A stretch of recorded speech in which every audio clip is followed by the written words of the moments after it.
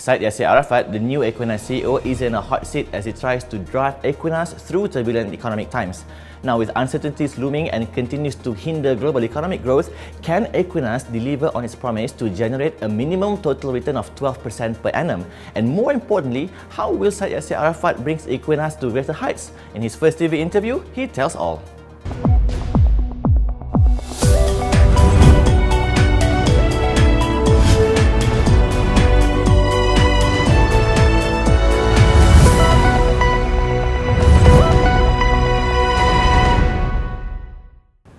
Okay, welcome to Syed Yasir Arafat. Thank you for joining me in Talking Edge. And Ekuinas turns 7 this month. It's a very long milestone for the company. Let's talk about return, which what Ekuinas is actually doing with private equity.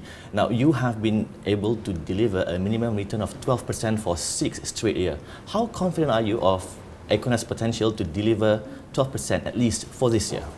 I think market continue to remain challenging. I think what we do is we're striving our best to continue to achieve that numbers as well. I think at the moment this year we are focusing a lot in terms of intensify our efforts to create value for the companies which we have invested in.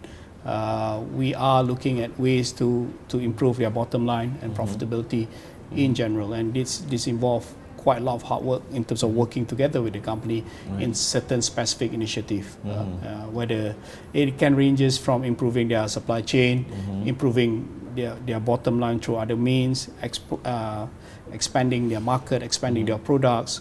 It could also include in terms of renegotiating or repricing of contracts. So there are various ways which we are trying to see whether we can continue to provide that return going forward. Right, okay, now if we look in the annual report 2015, we've seen the gross IRR trending downwards. Does that concerns you for the performance going forward?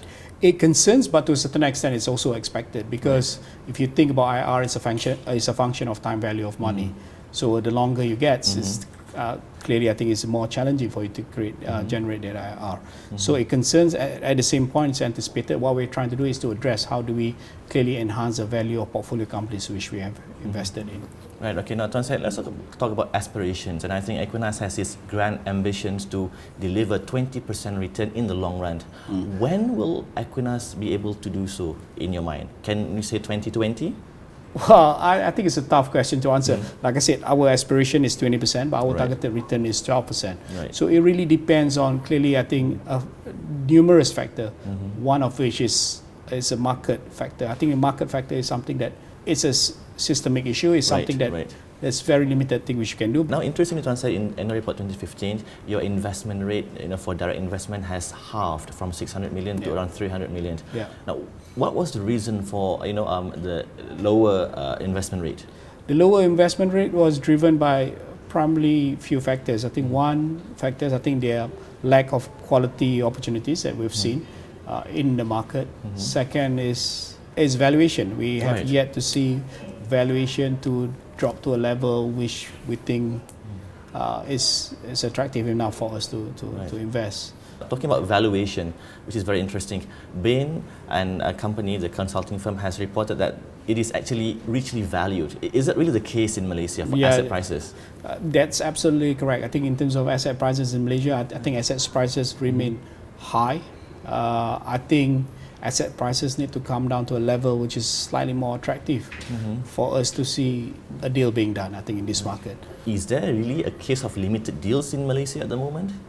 I think they are limited quality deals. Right. So I wouldn't say they are limited deals, they are limited quality deals, which I think we are on the continuous lookout for quality deals, because as I've always said, making investment is easy, but generating return from investment is the hard part. So I think you need to get the method correct from the outset to ensure that returns are delivered. Are you seeing stiff competition from other PE firms, especially in scouting for deals? Yes, I do. We do see competition. I wouldn't say stiff. So I think this is where I think each private equity firm needs to be more proactive in terms of sourcing for proprietary deal and not wait for auctions or trade sales.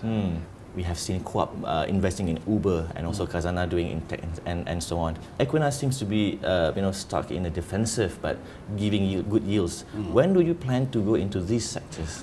I think tech sector is something that at the moment is not right for private equity to take on, because I think at the moment it carries too much risk, and I think in the future, when it reach up to a certain scale, one there's a bit more sustainability of earnings, we'll look into tech sector in detail. Right. But I think generally PE across the region still shies away in terms of investing in tech sector, because it's very much a venture. You're taking a venture risk.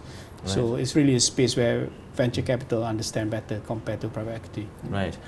Tuan Syed, you also have successfully listed Icon Offshore Berhad back in 2014. Now, you have been giving unrelentless and unconditional love and support for the company. The price has been bashed from RM1.85 to 30 to 40%. Do you still have faith in this company? Yes, we do. We think it's a cycle that affects everybody. Right. If you look at the price, Icon Offshore drop, of course on a percentage it looks high. So are the oil and gas companies. So it's nothing unique or not that just affecting Icon Offshore alone. It's affecting the entire industry. Right. And I think operationally Icon Offshore remains to be a fairly strong company operationally. Right. Typically, Ekuinas and other PE firms would pursue the IPO route. Do you believe that the market will recover by next year? It's tough to say, really. I think market recovery will depend on a lot of things, right? Both external and internal factors. So I wouldn't want to predict in terms of whether market will recover next year. I think it's something beyond me. I think it will be a function of both global as well as regional and local factors as well that's going to drive recovery. The world is just too volatile at the moment. If IPO generates better return for us for a buyout deal, yes, we look at IPO as an option. If not, trade sale will always be our preferred option. The reason for that is simple: you don't carry residual risk if you do a trade sale. This year is a test year for Syed Yasir Arafat as Ekuinas' second CEO.